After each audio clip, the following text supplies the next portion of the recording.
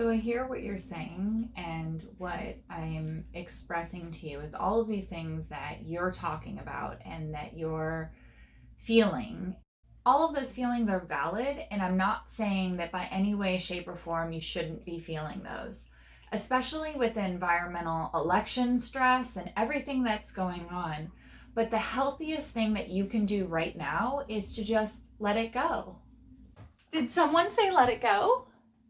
Uh, yeah, but I was talking to my client. Um, well, I do have a little bit of experience at letting it go.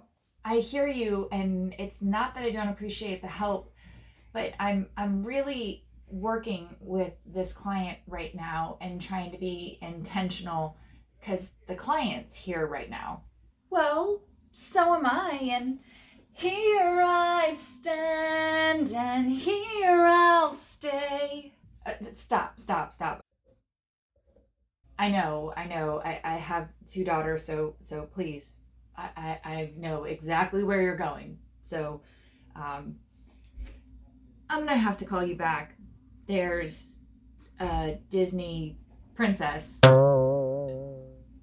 Queen, here, so I'll explain that one later. Your Highness, please take a seat. Oh, how kind of you. Is this throne all right here? And what an adorable reindeer you have. Do you know Sven? It's not a reindeer. He's a dog. He's a Great Dane. He's my dog. He's not a reindeer. Whew. Oh my, are you cold? I apologize. I hardly notice it anymore. However, the cold never really bothered me anyway. Well, the cold bothers me, so if you don't mind, I'm gonna put my jacket on. So I imagine that you want me to share with you all about the magic of letting it go. Letting go is not really magic, Elsa. I know, I wrote a song about it, I made a snowman, I built a castle. Oh, okay, fine. All right, well, let's put it this way then. You're not the only one who can do magic, all right? You're magical too? How wonderful! In fact, everybody can do the magic of letting it go. And it's one of the most magical things that we can do for each other. So, for example, one of the first things you can do to let it go is to label it. One of the second things that you can do to let it go and help increase your mental well-being is to subscribe to this channel. And another thing that you can do to let it go is to identify when you're actually letting it go versus just running away. So I'm saying this in the most non-confrontational manner because I do not want to disrespect you, Your Highness. However, one could argue that you going and building your beautiful ice castle in the mountains far, far away from your kingdom was not actually letting anything go, but rather running away from your power and running away from your obligations and running away from an awareness of what the real source of your discomfort was.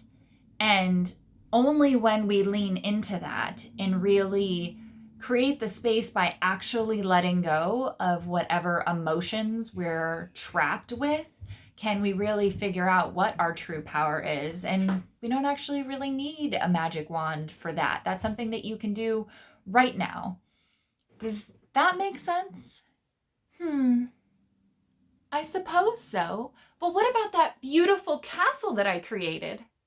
Yes, it was an incredibly beautiful castle. However, if we direct that energy towards actually leaning into your power and that, and I don't mean power in the magical way, I mean power in the releasing of your fear, of all of those emotions that you have, or had, and really leaned into being your whole self, you saw what could happen. And the fact that it's not just horrible things that happen when we truly do let go and lean into our whole purpose. We can melt a frozen heart and a bunch of other things for those of us that don't have icicle fingers. So, the visualization that I want you to have for the next time that you feel like running away, or the next time you really want to harness letting it go, not breaking into song, although if that helps you with your energy, then by all means, I encourage that.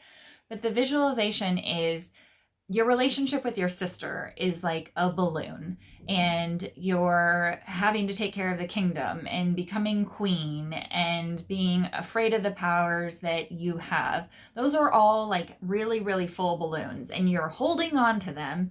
And basically, you ran up into the mountains and away from everything, holding on to those balloons. And for the average individual, we have so many of these balloons that we're just trying to hold on to and not let go of, and just stuffing down and down and down. And then we end up either popping the balloon, or we end up letting the emotion out when we didn't really want to, at maybe not the most opportune time. But if every time we have one of these balloons come up, if we can actually, in a healthy manner, handle that emotion, deal with that emotion, and truly let it go, then it's beautiful. And as long as we're doing it in an environmentally conscious way, so that it doesn't hurt any sea animals or the balloon doesn't destroy the environment. That's my little side note. But imagine seeing that emotion, that fear, that obstacle actually floating away. How does that feel, Elsa? Well, that feels absolutely wonderful, like the most beautiful snowflake or riding your ice horse off into the horizon. Wonderful. So now, with all due respect, can I please ask you to leave my office so that I can go back to the client call that I was on prior to you coming in for a little bit of a visit? Oh, you want me to leave? Yeah, that way, out that door. Okay. I'll just head this way, off into the unknown. Of course she had to say that. And take care of that adorable reindeer. He's not a reindeer. I need a warm hug. Okay, well, maybe he doesn't make that bad of a reindeer after all.